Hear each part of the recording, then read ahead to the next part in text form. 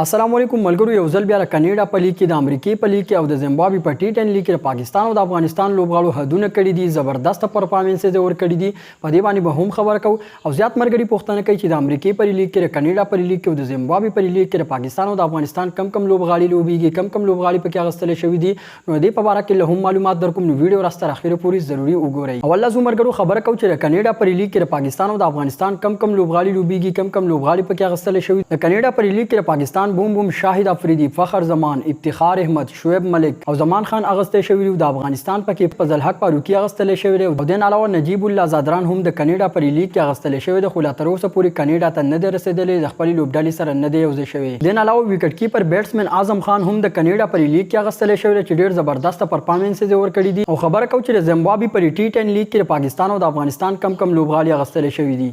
د زیمبابوې پر ټي 10 لیګ کې پاکستان محمد حفیظ، محمد عرفان، محمد عامر، آصف علي او محمد وسیم اغستل شوی دي. څنګه چې تاسو پته محمد وسیم په ایمرجنګ ایشیا کپ کې مصروف او محمد وسیم په ایمرجنګ ایشیا کپ کې پاکستان په لوبډله کې شامل وو.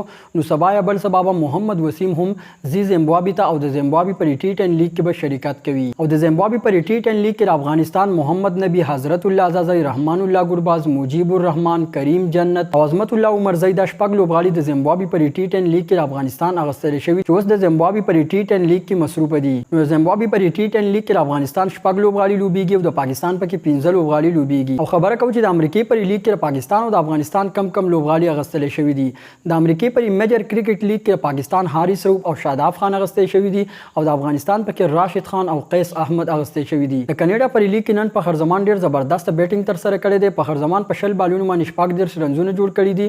عثمان قادر ډیر زیات ټکول، فخر زمان ته ډیر چکی او چوکي وهلې او بیا چې کوم دی فخر زمان کیچ اوټ شو. د علاوه د کاناډا پر لیګ کې بوم شاهد افریدی هم ډیر حد لوب کړی و. شاهد افریدی په بیټینګ کې په 9 بالونو باندې 19 رنزونه جوړ کړي چې ډیر تیز بیټینګ یې کړی، خو بیا اوټ شو. د علاوه شاهد افریدی په بالینګ کې هم کمال کړی چې په 2 ورونو کې 2 مهمه وکټي اغستې وي. تاسو ته دا هم معلومه شي چې کاناډا پر لیګ کې زمان خان، شاهد افریدی او فضل حق فاروقي د دریوانو لوبغاړي په یو لوبډله کې دي. زمان خان د کاناډا پر لیګ کې په نننی میچ کې په 15 ورونو کې 2 وکټي اغستې وي چې شپږ دیرش رنزونه ورکړي وو. د علاوه په نننی میچ کې فضل حق فاروقي په 2 ورونو کې 1 وکټ اغستې وو چې 14 رنزونه ورکړي وو. اعظم خان هم د کاناډا پر لیګ کې ډیر زبردست لوبه تر سره کړې ده چې بل ورځ 15 رنزونه جوړ کړي او په نننی میچ کې 15 رنزونه جوړ کړو او اوټ شو. د کاناډا پر لیګ کې په سباله د افتخار احمد او د شعیب ملک د لوبډلې ترمنځ لوبه تر سره کیږي.